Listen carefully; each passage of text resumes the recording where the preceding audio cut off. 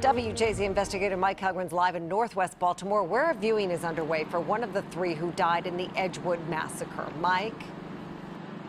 Mary, the viewing here right now is for Enes Mervoliak. Friends describe him as happy-go-lucky and generous.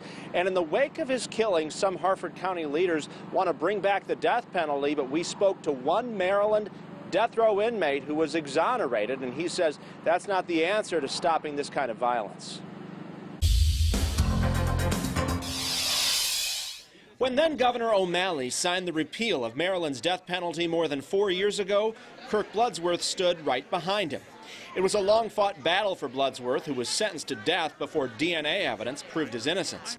He's now stunned by comments from Harford County leaders calling for reinstating capital punishment. It only takes one innocent person to be executed, and you can't take it back after. The death penalty has had its chance. It's not going to make us safer. It's a waste of taxpayer money to push a piece of legislation that's not going to go anywhere. But State Senator Robert Casserly believes there's no deterrent for mass shooters, citing accused Edgewood murderer Roddy Prince as a prime example. It's outrageous that when a person kills somebody and is now eligible for life without parole, they in essence have a license to kill.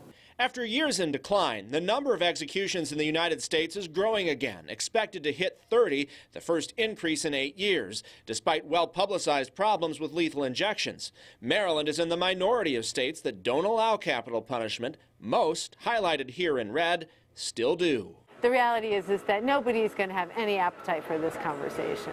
Jane Henderson, a board member of Maryland Citizens Against State Executions, says despite a push by some, she doesn't think the death penalty will ever make a return here. The death penalty is dead and gone in Maryland. I can't believe there's anyone except for a handful of folks like Senator Casserly in the General Assembly who really want to even bring this issue up again.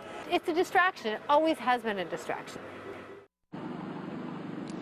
She calls it political grandstanding, although the issue did come up in Annapolis earlier this year.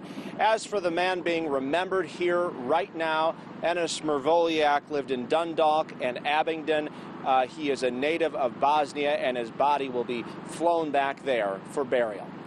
Live in West Baltimore, Mike Helgren, WJZ. All right, Mike, thank you. Senator Casserly proposes carrying out executions with a mix of heroin and fentanyl. He says he will introduce his legislation in the next session.